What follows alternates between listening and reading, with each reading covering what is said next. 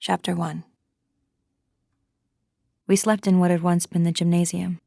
The floor was of varnished wood, with stripes and circles painted on it for the games that were formerly played there. The hoops for the basketball nets were still in place, though the nets were gone. A balcony ran around the room for the spectators, and I thought I could smell, faintly like an afterimage, the pungent scent of sweat, shot through with the sweet taint of chewing gum and perfume from the watching girls, felt skirted as I knew from pictures, later in miniskirts, then pants, then in one earring, spiky green-streaked hair. Dances would have been held there. The music lingered, a palimpsest of unheard sound, style upon style, an undercurrent of drums, a forlorn wail, garlands made of tissue paper flowers, cardboard devils, a revolving ball of mirrors, powdering the dancers with a snow of light. There was old sex in the room, and loneliness, an expectation of something without a shape or name. I remember that yearning for something that was always about to happen and was never the same as the hands that were on us there and then, in the small of the back, or out back in the parking lot, or in the television room with the sound turned down, and only the pictures flickering over lifting flesh. We yearned for the future. How did we learn it, that talent for insatiability? It was in the air, and it was still in the air, an afterthought as we tried to sleep, in the army cots that had been set up in rows, with spaces between us so we could not talk. We had flannelette sheets like children's, and army-issue blankets, old ones that still said U.S. We folded our clothes neatly and laid them on the stools at the ends of the beds. The lights were turned down, but not out. Aunt Sarah and Aunt Elisabeth patrolled. They had electric cattle prods slung on thongs from their leather belts. No guns, though. Even they could not be trusted with guns. Guns were for the guards, specially picked from the angels. The guards weren't allowed inside the building except when called, and we weren't allowed out, except for our walks, twice daily, 2 by 2 around the football field, which was enclosed now by a chain-link fence topped with barbed wire. The angels stood outside it with their backs to us. They were objects of fear to us, but of something else as well. If only they would look. If only we could talk to them. Something could be exchanged, we thought. Some deal made, some trade-off. We still had our bodies. That was our fantasy. We learned to whisper almost without sound. In the semi-darkness, we could stretch out our arms when the ants weren't looking and touch each other's hands across space. We learned to lip-read, our heads flat on the beds, turned sideways, watching each other's mouths. In this way, we exchanged names, from bed to bed. Alma, Janine, Dolores, Moira, June.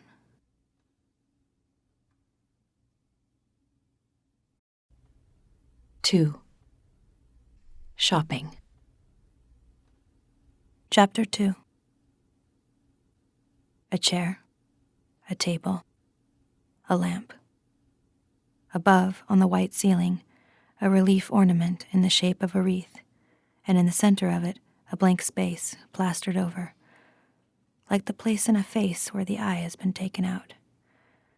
There must have been a chandelier once. They've removed anything you could tie a rope to. A window, 2 white curtains. Under the window, a window seat with a little cushion. When the window is partly open, it only opens partly, the air can come in and make the curtains move. I can sit in the chair or on the window seat, hands folded, and watch this. Sunlight comes in through the window too and falls on the floor, which is made of wood in narrow strips, highly polished. I can smell the polish.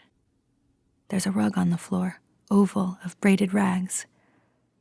This is the kind of touch they like. Folk art, archaic, made by women in their spare time from things that have no further use. A return to traditional values. Waste not, want not.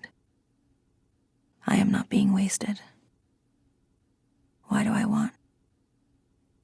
On the wall above the chair, a picture, framed but with no glass, a print of flowers, blue irises, watercolor, Flowers are still allowed. Does each of us have the same print? The same chair? The same white curtains, I wonder? Government issue? Think of it as being in the army, said Aunt Lydia. A bed, single, mattress medium hard, covered with a flocked white spread. Nothing takes place in the bed but sleep. Or no sleep. I try not to think too much. Like other things now, thought must be rationed. There's a lot that doesn't bear thinking about. Thinking can hurt your chances, and I intend to last. I know why there is no glass in front of the watercolor picture of blue irises, and why the window only opens partly, and why the glass in it is shatterproof.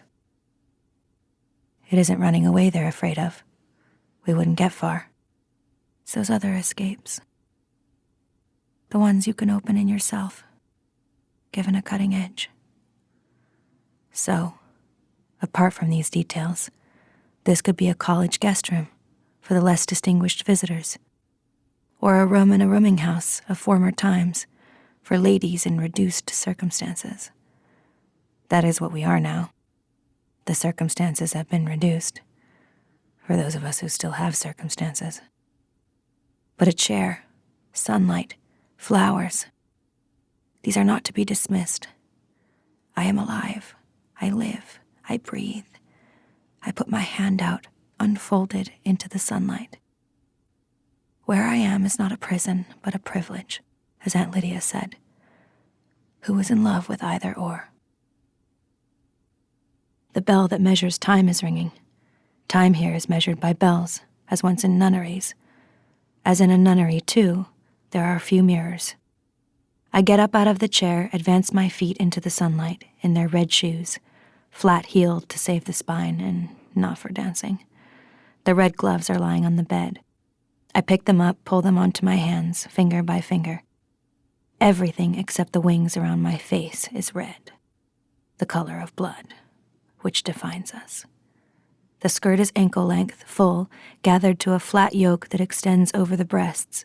The sleeves are full. The white wings, too, are prescribed issue. They are to keep us from seeing, but also from being seen. I never looked good in red. It's not my color. I pick up the shopping basket, put it over my arm. The door of the room, not my room, I refuse to say my, is not locked. In fact, it doesn't shut properly. I go out into the polished hallway, which has a runner down the center, dusty pink, like a path through the forest, like a carpet for royalty. It shows me the way. The carpet bends and goes down the front staircase, and I go with it, one hand on the banister, once a tree, turned in another century, rubbed to a warm gloss. Late Victorian the house is, a family house, built for a large, rich family. There's a grandfather clock in the hallway which doles out time, and then the door to the motherly front sitting room with its flesh tones and hints. A sitting room in which I never sit, but stand or kneel only. At the end of the hallway, above the front door, is a fanlight of colored glass, flowers, red and blue. There remains a mirror on the hall wall. If I turn my head so that the white wings framing my face direct my vision towards it, I can see it as I go down the stairs, round, convex, a pier glass like the eye of a fish, and myself in it like a distorted shadow, a parody of something, some fairy tale figure in a red cloak, descending towards a moment of carelessness that is the same as danger, a sister dipped in blood. At the bottom of the stairs there's a hat and umbrella stand, the bentwood kind, long rounded rungs of wood curving gently up into hooks shaped like the opening fronds of a fern. There are several umbrellas in it, black for the commander, blue for the commander's wife, and the one assigned to me, which is red. I leave the red umbrella where it is because I know from the window that the day is sunny. I wonder whether or not the commander's wife is in the sitting room. She doesn't always sit. Sometimes I can hear her pacing back and forth, a heavy step, and then a light one, and the soft tap of her cane on the dusty rose carpet. I walk along the hallway past the sitting room door and the door that leads into the dining room, and open the door at the end of the hall and go through into the kitchen. Here, the smell is no longer of furniture polish. Rita is in here, standing at the kitchen table, which has a top of chipped white enamel. She's in her usual Martha's dress, which is dull green, like a surgeon's gown of the time before. The dress is much like mine in shape, long and concealing, but with a bib apron over it and without the white wings and the veil. She puts the veil on to go outside, but nobody much cares who sees the face of a Martha. Her sleeves are rolled to the elbow, showing her brown arms. She's making bread, throwing the loaves for the final brief kneading and then the shaping. Rita sees me and nods, whether in greeting or in simple acknowledgement of my presence, it's hard to say, and wipes her floury hands on her apron and rummages in the kitchen drawer for the token book. Frowning, she tears out 3 tokens and hands them to me. Her face might be kindly if she would smile, but the frown isn't personal. It's the red dress she disapproves of and what it stands for. She thinks I may be catching, like a disease, or any form of bad luck. Sometimes I listen outside closed doors, a thing I never would have done in the time before. I don't listen long because I don't want to be caught doing it. Once, though, I heard Rita say to Cora that she wouldn't debase herself like that. "Nobody asking you," Cora said. "Anyways, what could you do, supposing?" "Go to the colonies," Rita said. "They have the choice." "With the unwomen and starved to death and Lord knows what else," said Cora. "Catch you." They were shelling peas. Even through the almost closed door, I could hear the light clink of the hard peas falling into the metal bowl. I heard Rita, a grunt or a sigh of protest or agreement. "Anyways, they're doing it for us all," said Cora, or so they say. "If I hadn't have got my tubes tied, it could have been me. Say I was 10 years younger. It's not that bad. It's not what you'd call hard work." "Better her than me," Rita said, and I opened the door. Their faces were the way women's faces are when they've been talking about you behind your back, and they think you've heard. Embarrassed, but also a little defiant, as if it were their right. That day, Cora was more pleasant to me than usual, Rita more surly. Today, despite Rita's closed face and pressed lips, I would like to stay here, in the kitchen. Cora might come in from somewhere else in the house, carrying her bottle of lemon oil and her duster, and Rita would make coffee. In the houses of the commanders, there is still real coffee, and we would sit at Rita's kitchen table, which is not Rita's any more than my table is mine, and we would talk about aches and pains, illnesses, our feet, our backs, all the different kinds of mischief that our bodies, like unruly children, can get up to. We would nod our heads as punctuation to each other's voices, signaling that, yes, we know all about it. We would exchange remedies and try to outdo each other in the recital of our physical miseries. Gently we would complain, our voices soft and minor key, and mournful as pigeons in the eaves troughs. "I know what you mean," we'd say, or a quaint expression you sometimes hear still from older people. "I hear where you're coming from," as if the voice itself were a traveler arriving from a distant place, which it would be, which it is. How I used to despise such talk. Now I long for it. At least it was talk, an exchange of sorts. Or we would gossip. The Marthas know things. They talk among themselves, passing the unofficial news from house to house. Like me, they listen at doors, no doubt, and see things even with their eyes averted. I've heard them at it sometimes, caught whiffs of their private conversations. "Stillborn it was," or "stabbed her with a knitting needle right in the belly. Jealousy it must have been eating her up." Or, tantalizingly, "It was toilet cleaner she used. Worked like a charm, though you'd think he'd have tasted it. Must have been that drunk, but they found her out all right." Or I would help Rita to make the bread, sinking my hands into that soft, resistant warmth which is so much like flesh. I hunger to touch something other than cloth or wood. I hunger to commit the act of touch. But even if I were to ask, even if I were to violate decorum to that extent, Rita would not allow it. She would be too afraid. The Marthas are not supposed to fraternize with us. Fraternize means to behave like a brother. Luke told me that. He said there is no corresponding word that meant to behave like a sister. Sororize it would have to be, he said, from the Latin. He liked knowing about such details.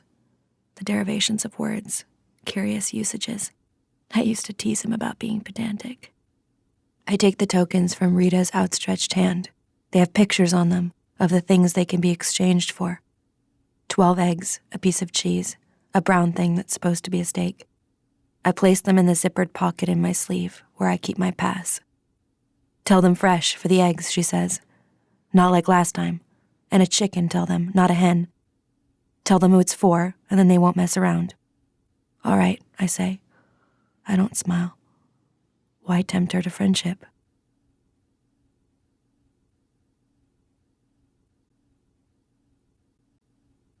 Chapter 3. I go out by the back door into the garden, which is large and tidy. A lawn in the middle, a willow, weeping catkins. Around the edges, the flower borders in which the daffodils are now fading and the tulips are opening their cups, spilling out color.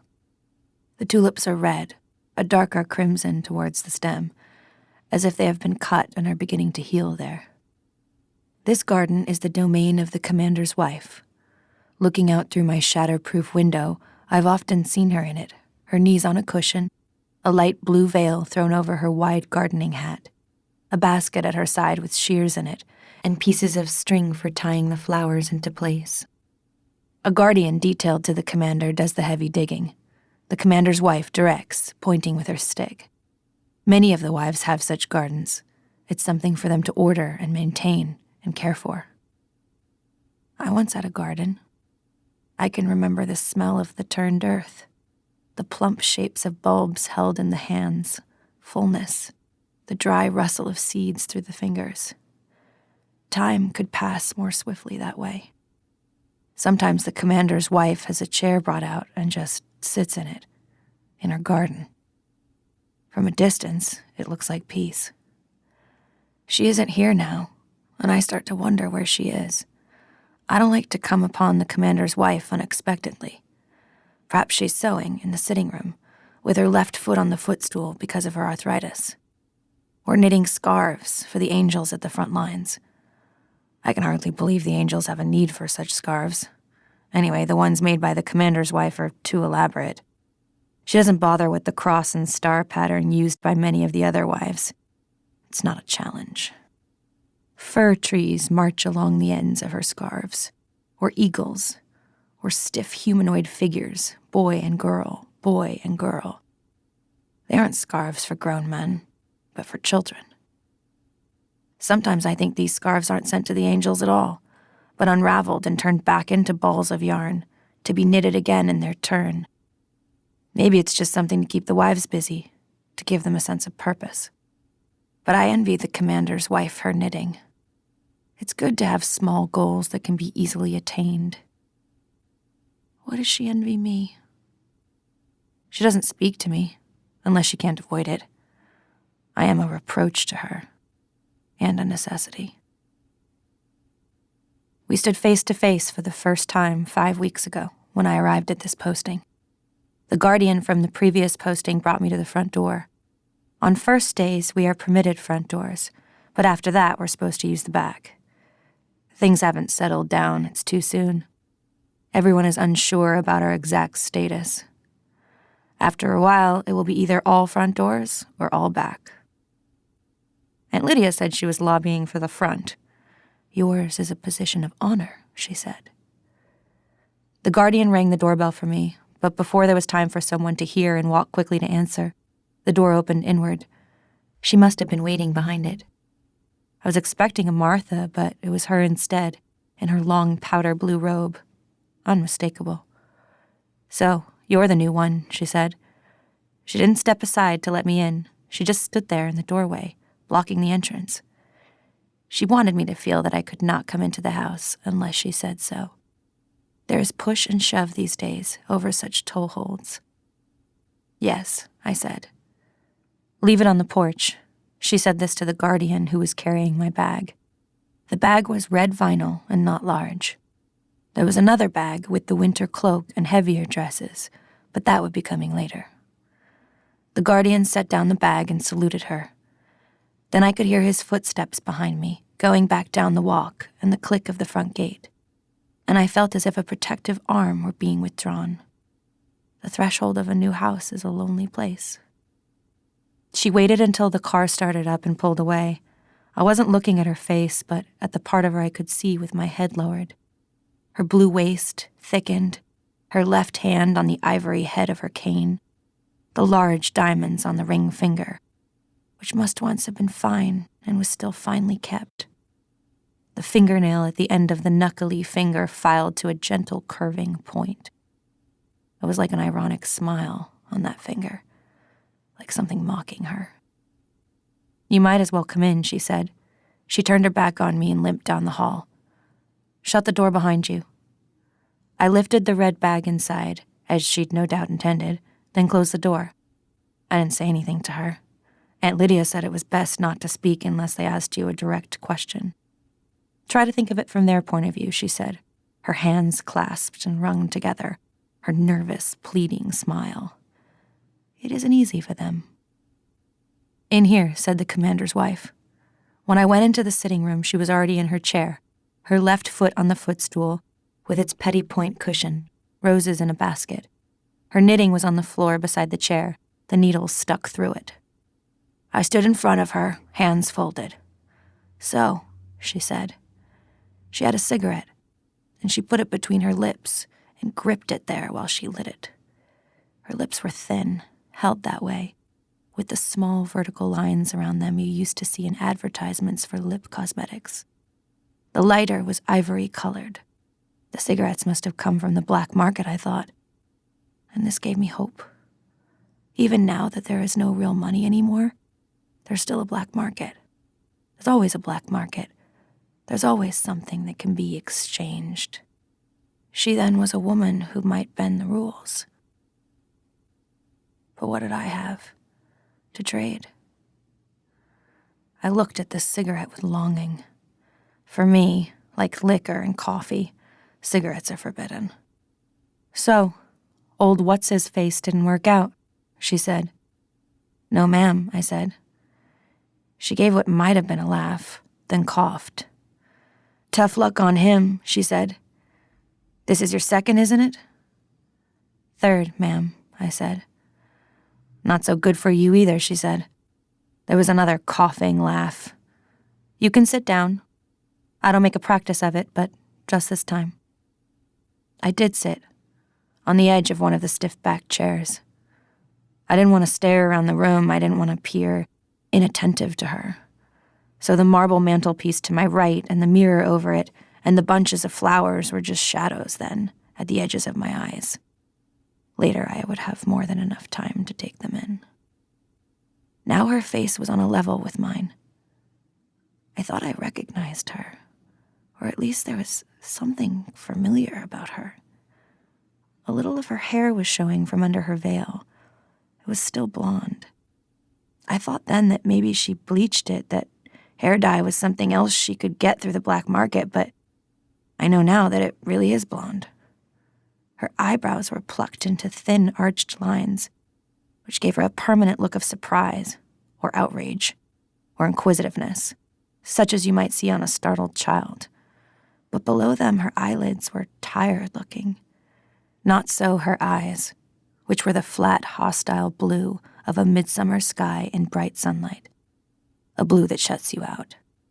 Her nose must once have been what was called cute, but now it was too small for her face. Her face was not fat, but it was large. 2 lines led downwards from the corners of her mouth. Between them was her chin, clenched like a fist. "I want to see as little of you as possible," she said. "I expect you feel the same way about me." I didn't answer, as a yes would have been insulting, a no contradictory. "I know you aren't stupid," she went on. She inhaled, blew out the smoke. "I've read your file. As far as I'm concerned, this is like a business transaction. But if I get trouble, I'll give trouble back. You understand?" "Yes, ma'am," I said. "Don't call me ma'am," she said irritably. "You're not a Martha." I didn't ask what I was supposed to call her because I could see that she hoped I would never have the occasion to call her anything at all. I was disappointed. I wanted, then, to turn her into an older sister, a motherly figure, someone who would understand and protect me. The wife in my posting before this had spent most of her time in her bedroom. The Marthas said she drank. I wanted this one to be different. I wanted to think I would have liked her in another time and place, another life. But I could see already that I wouldn't have liked her, nor she me. She put her cigarette out, half-smoked, in a little scrolled ashtray on the lamp table beside her. She did this decisively, one jab and one grind, not the series of genteel taps favored by many of the wives. As for my husband, she said, he's just that, my husband. I want that to be perfectly clear. Till death do us part. It's final. Yes, ma'am, I said again, forgetting. They used to have dolls for little girls that would talk if you pulled a string at the back. I thought I was sounding like that, voice of a monotone, voice of a doll. She probably longed to slap my face. They can hit us. There's scriptural precedent. But not with any implement, only with their hands. It's one of the things we fought for, said the commander's wife. And suddenly she wasn't looking at me. She was looking down at her knuckled, diamond-studded hands. I knew where I'd seen her before. The first time was on television, when I was 8 or 9. It was when my mother was sleeping in on Sunday mornings, and I would get up early and go to the television set in my mother's study and flip through the channels looking for cartoons. Sometimes when I couldn't find any, I would watch the Growing Souls Gospel Hour, where they would tell Bible stories for children and sing hymns. One of the women was called Serena Joy. She was the lead soprano. She was ash blonde, petite, with a snub nose and huge blue eyes, which she'd turn upwards during hymns. She could smile and cry at the same time, one tear or two sliding gracefully down her cheek as if on cue, as her voice lifted through its highest notes, tremulous, effortless. It was after that she went on to other things. The woman sitting in front of me was Serena Joy, or had been, once. So, it was worse than I thought. Thank you for listening. To continue the book, head to the link in the description below. And click here to subscribe to the Penguin YouTube channel for more audiobook samples and videos with your favourite authors. See you next time.